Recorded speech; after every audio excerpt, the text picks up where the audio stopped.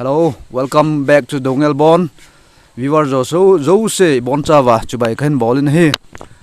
Tunia he masapena ga se nom chui le pha ani khoyong he akisu japon. Tia shooting ga ti bai yeng tinghin bolong ki che jap lo mai the ni jong le nei ne them diu konomin chuban kina ke yong tunia he. Ke main anchoring kain bolding hin. Chong he ke ding a he anchoring kain bol na masa pen hi ding hin cha yong he ki thiam zep loading hin hi jong le ni ne thiam diu ga thu min hi chuban ke nin tunia hi Jackie Chan Dongel hi masa penin kazana salam ga pe masa penin hi mi head bang wa chu masa handball na wa chu ke nong ka seitan tamta langa mundanga ka chi na thuwa on chu ka seitan tengai lama yong sungpijang golden jubilee icon tidham lasa kitet na chun aga pangin ke ni ong chun kana het hlon lo hin yong le ki pau min ma langa panagala yong chu hicha ga panagala na yeng thu chu ama sa penin ama chu ga do no min na hele ep nagel monga hilama chu lasa akitet na ti engui te hilama chu naga pan yeng ham ti chu chomchan ne ga sei pi ti te mo pa mi hele cái dòng các bạn lò na chú mi tâm tạ lai cô na chi thế dòng pun cái dòng gì chú lai eho khusung mi eho tum giang mi gạ cái tile khát bẹp gạ pang lai cái ti hin cho thêm thêm mà pang thấy lu ya chú cái mà lai chú lai bẹp chú ngạ cái pang hen hupi in cái ding hen cái ti mila gì chú cái din mai mai tiwa le nidang phat danga chu ita audience na tieng te a wedding yo je a wedding mi chazat la chu nidanga chu naga din na din kha je ngai ama sapen he je tu chung ka chi ama sapen he na ipi yong le kati banga chu ki pau min na khosung mina nang hi chan pan nagala yong chu tieng upat nunga tieng tin na upat nung tiu te hi le khangdong ho yong tam ta uma pan lading umlo chwa yong na yong le nang pan nagala chu kyong ki pa thu ga phongin na chunga na atenga le hicha chu la chu idei sa thia ole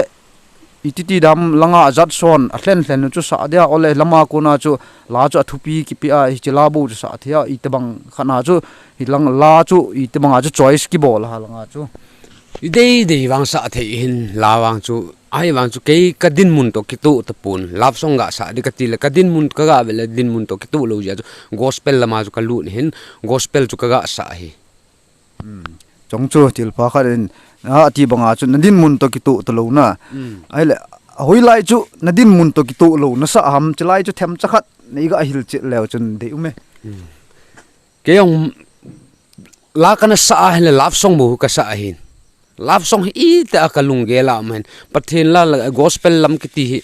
sayong sakhalo ke hin hoilan la ka sa bang gospel la ka sa mu pu wena te nang hon rong tuni chan hin tuni chana hoilai ga ki bolong le love song chu ka sa hi yeng in cha love song ka sa yeng chu pathin epe pa kawa choilo le kati ke chi chu kalung gela min o ho e ga pia ama wa choina la khat be ka sa lo love song itam nunga ki hel na ham nunga ga ki sai na ham ti ho chu min abol la tam ta min aiwang asim pa pathin wa choilo mi him tam ta min ji a chu ke chun he je ka onei suna he gospel la chu ga ke sain ka ti le ka ki su mo he ipi yong le ta na ga thlen nong chu ki pa min na ti banga chu kyo nong kana he nu chu love song naga sa le ngi jong ngi ji na ngi le ngi lu pa chu ki ma ga gel dan ga sein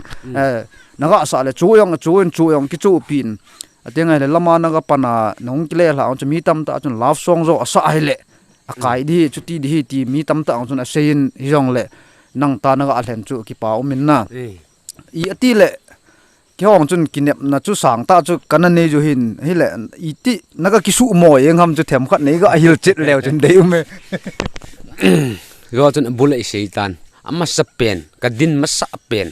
hupi city kitile na yeng ba hin tin ho dingai e ho thing thlang mi dingai na chu amma sapena kadin hi chi ale pe khung ka gala achun ka chi a ko na chu itiam kamin serial number ka kila aku na chu ka to aphu yenga hitai serial number chi zat hai ama sa pe na chu 43 ka kila do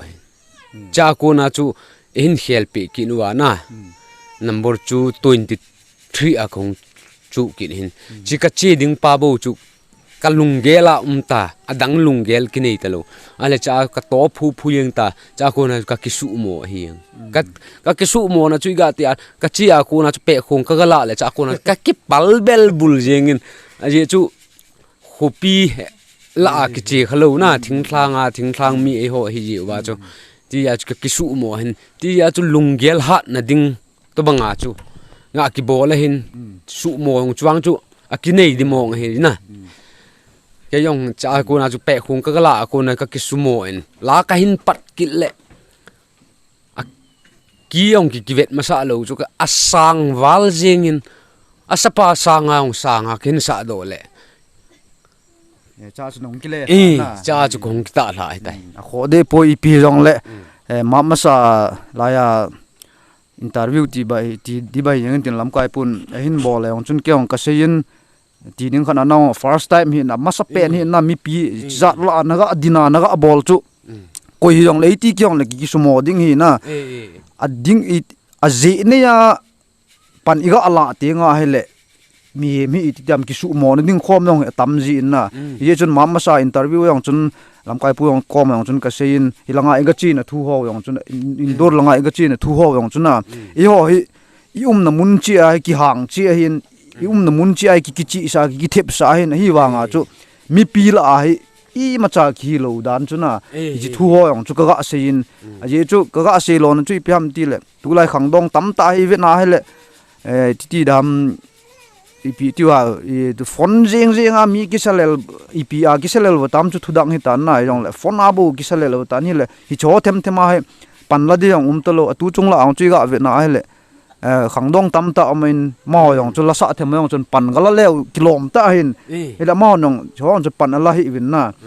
ai le lai ga te ka na chu lamai ga chin ho yong chu mi tam ta chun asum loading ham je nga chu e ge lo hin hi wang chu ke yong chun ga hil chin sum loading mai yong hi pun ting ki ho e ho ding na lo le ni ding gel na le a thil langa chu ga ki khul jina hi pun na masang adang ho ding a yong lampi ga ki si ma hin tabanga chu nang rong la sa na ga pan na chu khang dong ho hian lang te nga le la sa thi dang rong thovin pan la lo ho na ila ma ho dinga chu ba pi nom thu na nei jengam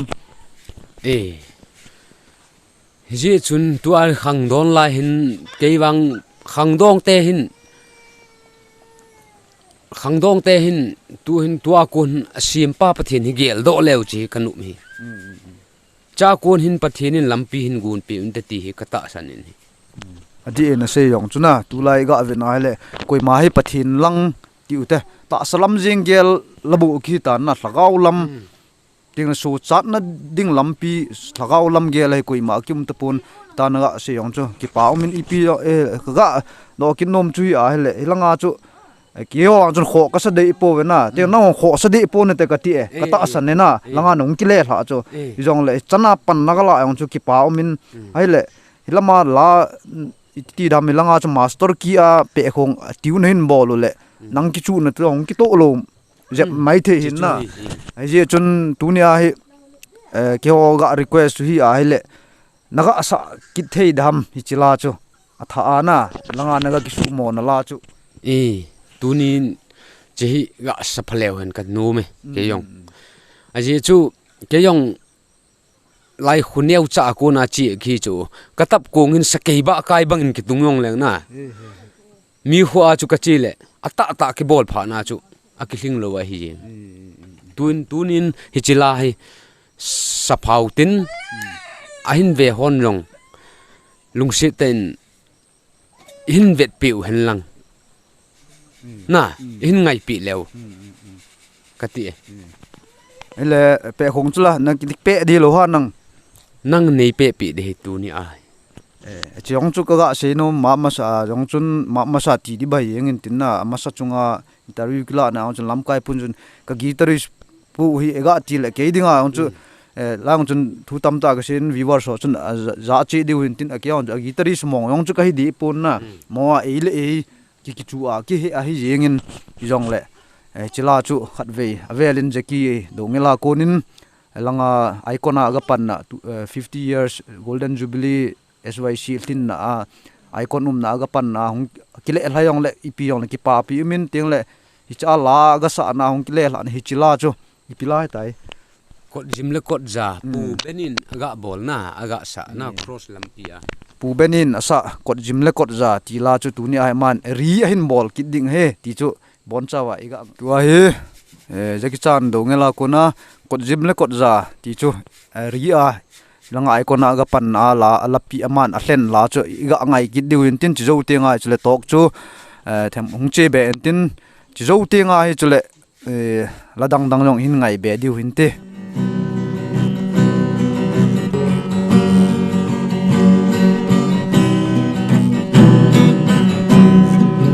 o jim le ko jlen na me oi zu zo chu na hlen nem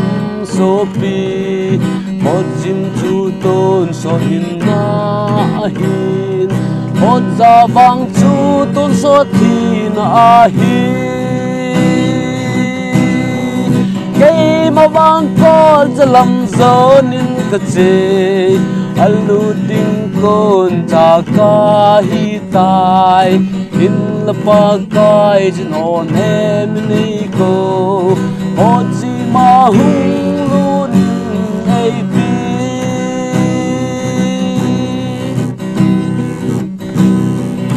amma sanga ko kha ni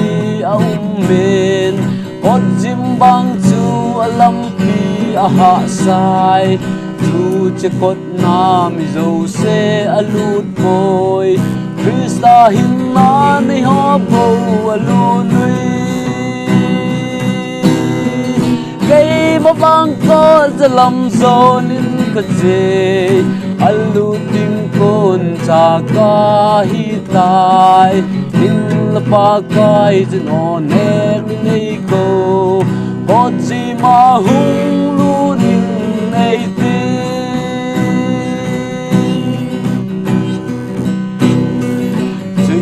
cây rong quật già lâm cô nín có hung ký lệ có chim lâm dô nín có chim chun cross lâm pi chu a dô nín hốt ra vang chun thi na lâm a dô nè cây mà vang có cha lâm dô nín ka che alu ding kon cha ka hi tai in la pa kai jin on em nei ko ho chi ma hung lu ni nei ti thôi dòng lệ có chi ma lu chu hin kim lâu bên a ti pa ka ji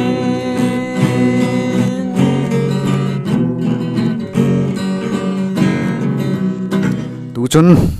pu zakia konin la chu iga ngai hlata vin ki pau min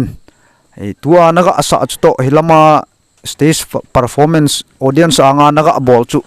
aki hit na chu na het je ngai ai pi chu ti chu tua chu nom ta naga asa ai chu na koi le la teng la lama chu na iti adin mun chu aki hit dan chu iti umai aki hit dan mang chu nge tua he mi pi telawa na lai din muna chu na khat jong le tua cho pe khung ki chu na iga hel ta chu iga hel pha na chu nem hi wa ki jo ta chu ya na ki hit nan ti chun ti banga chu nang chun langa chu nangma ki a chu practice na ball hitting hin tin teng la first time hi ja cho pe khung chu lama chu ti dam ga avit masa lawa chu nang hi chitiu na chu hi chelo le chikia chu naga apat jeng chu naga ki su mo na hin tin na ipi hiong le ki pau min chana pan khosung weng sung mina pan naga la yong chu khon nong ka ki pa pi we ti chom ka khen vel phun ki no hin na tingai le ti la sa lam ti ho yong hi ga avenai le ti bangin khangdong lang ho yong hi tu la hi koi ma hi pe khung tum tuma la ga sa ti ho yong hi tiếng lệ masa interview hong chun ka sein ho in lam ho hi ki khop na in ho yong le ga vin ai le jinei chanei ki tieng hui tin na ition jinei chanei ki mana chu ga ki se yong hi lo le ti dam khang dong lang ho hin music lang ti lang ho hi good nai masanga bang anei hlo anei ta hi vin na hi ti lang ho yong hi kil kho na them khat khang dong lang ho na ga ani numam gul khang dong lam tua cái gạ gel dan in wang ma honong pat la na thanum leo na chi zo to bang 80 hi tua hi 80 sang ma ho hi ha bol leo ka ti hi kanu mi ke wang kyong kadein kyong them khat keima personal experience ti yeng tin na kaga share no min cha hin ka hin yong chu masa ong chun ka seitan ke yong hi pe khong chu aki thi ma yong hi di pun ha ma chu ga aki thai ging thei mai chu hin yong le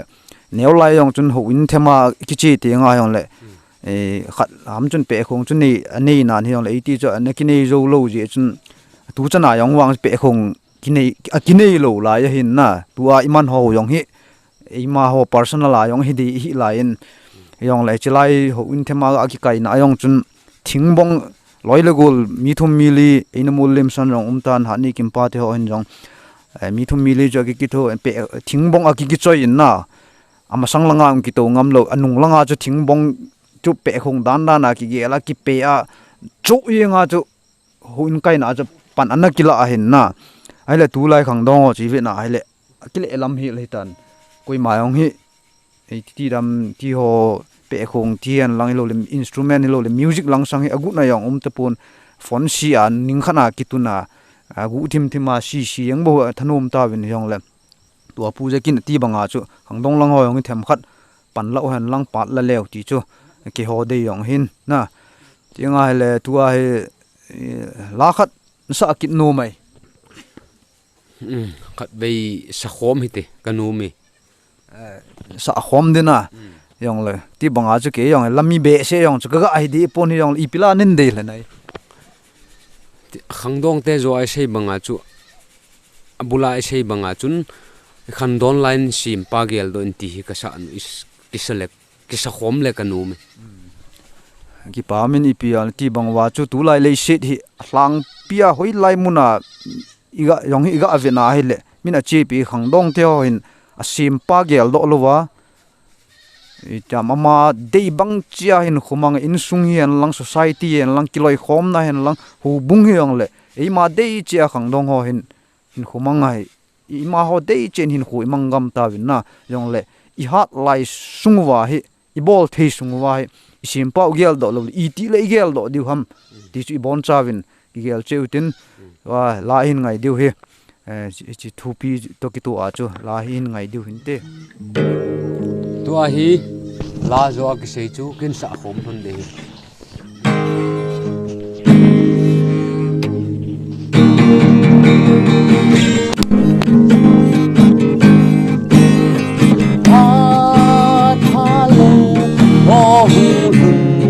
masang nangin zong hi cheng a hin lung lai na kan nei pui tia na sei na ding pat an nei masang na khan don lai jin na si ba gel do jin zengin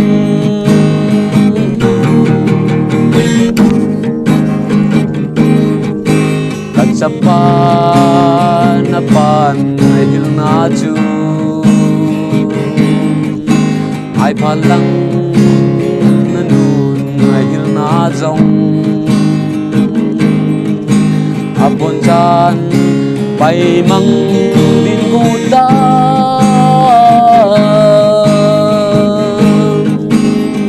ha tha lâu ho hun masang hin nangin zong cheng a hin lung lai na kan nei pui ya na sei na ding pat an nei masang na kan don lai jin na se ba gel do jin zengin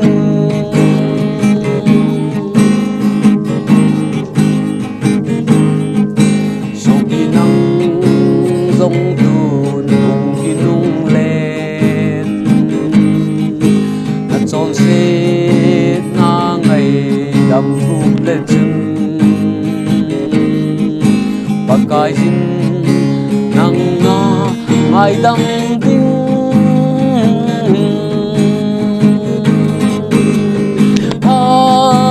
tha lâu ho hung lùn mà sáng hin nang nhìn dòng chênh ngay lung hay na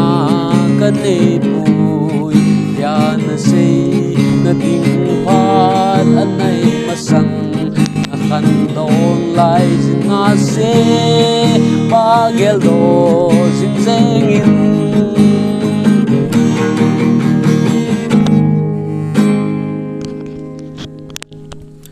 pa min tu chun ron dinga la